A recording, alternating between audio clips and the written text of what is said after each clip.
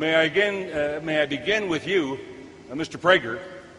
If you had to identify a single threat to the future of our country, above all the others, what would it be? And then others comment as well when the time comes. No, it's not Obama. It's not. If God forbid President Obama came down with an illness, nothing would change. Nothing. I believe the greatest threat facing America, I believe this my entire adult life, is that we have not passed on what it means to be American to this generation. You cannot, let me make this is not a sweet line. This is meant literally.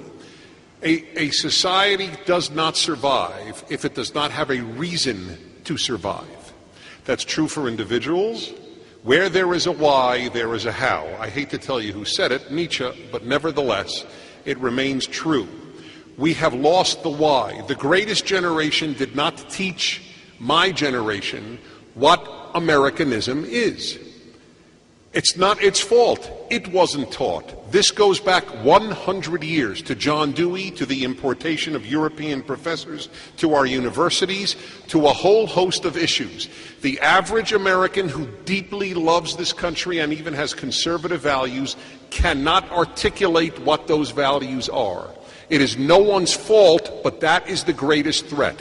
When we understand this American trinity, in God we trust, liberty, e pluribus unum, that is uniquely American. It is not European. The French preferred fraternité and liberté and égalité, equality. We don't, as I explained in my talk. We believe in equality of birth, but not equality of result. When it is understood what America stands for, when it is understood that there is a moral dimension to a smaller government, it is not an economic question, it is a moral question. We give far more charity per capita than Europeans do. Why? Are we born better? No. The bigger the government, the worse the citizen. They are preoccupied in Europe with how much time off. Where will they vacation? When will they retire? These are selfish questions. These are not altruistic questions. So the goodness that America created is jeopardized by our not knowing what we stand for. That's our greatest threat. We are our problem. Yes, sir. I just want to add a word here. There will always be a sliver of Americans like Governor Palin's son who will enlist and know in their gut, because of their home life or because they're just special, that they know that we have to defend freedom.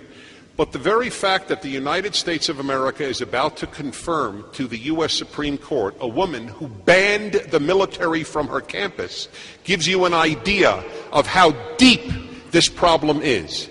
That is not disqualifying to Democrats. To Democrats, that is not disqualifying is a moment of darkness in American history. I would...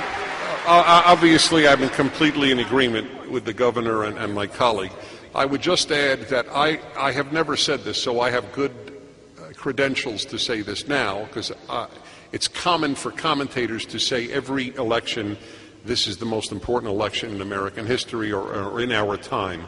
I never said that except with regard to one, with regard to Bush 2, term 2, because if we had fled Iraq, the consequences in the world for the ascendance of evil were too frightening to imagine.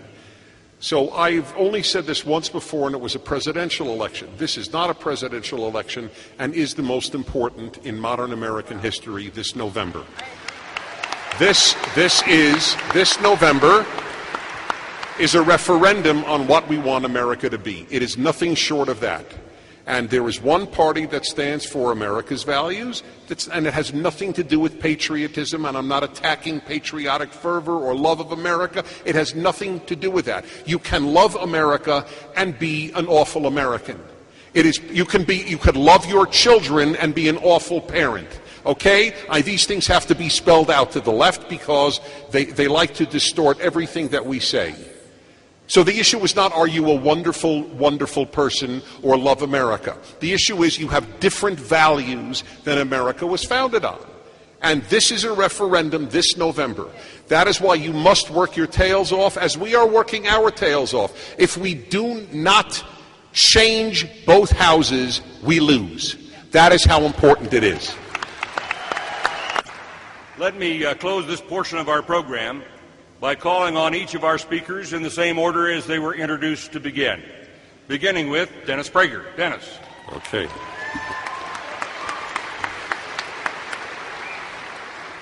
Folks, Abraham Lincoln said that the United States is the last best hope for Earth. That's the way he put it. Or we often say, for mankind. It will not be the last best hope for mankind if it becomes like Western Europe. Nobody has ever said Norway is the last best hope for mankind. Is that fair to say? And I know I'll be attacked as anti-Norwegian because anything that we say is race-based. So, with the risk of being considered anti-Scandinavian in my essence, may I say that nobody says Sweden, Norway, or Denmark is the last best hope of mankind, nor have they said that since 1603 about France. And so it has only been said about the United States. This is the force for good on this earth. It is not peace activists that liberated Auschwitz. It is military people who liberated Auschwitz. The left has everything wrong. Everything wrong. And that is what this battle is about. And it's a heroic battle, but we have to win. We have to do it based on the knowledge of what we are and what we have to retain. This being the last best hope for mankind. Do we want to be? The left does not want to be. The president was asked, do you believe in American exceptionalism? You know what his answer was? I'm sure many of you know it. He said, I believe in American exceptionalism the way a Brit believes in British exceptionalism and the way in which a Greek believes in Greek exceptionalism. But Greeks don't believe in Greek exceptionalism. They don't. Except an exceptional ability to get Germany to bail them out of their problems. That's exceptional, I must admit. But do you realize what that answer means? It means we are not exceptional. That's what this battle is about. Is this a human experiment or isn't it? And finally, do we trust the United States to increase good on earth or the United Nations to increase good on earth? The left believes that the UN is a greater force for good than the United States. The United Nations just elected Iran to the Commission on the Status of Women. Do you know, this was the first time in 28 years of broadcasting I could not think of an absurd analogy, because you can't out-absurd what happened at the UN. To elect Iran, I can only imagine, maybe the only thing I could imagine the Iranian delegate to the UN Commission on the Status of Women speaking about is a new color of veil that Iran will be inaugurating, and that will be an upgrade in the status of Iranian women. We are not only allowing black veils, but gray and blue as well. I mean, this is a country that tortures women who run away from their homes because they don't want to marry the man that their parents set them up with at the age of 11. And they are on the status of the Commission on Women. Who is the greater good on earth, the U.S. or the UN? I hope this invigorates you for the greatest fight in our history. Thank you.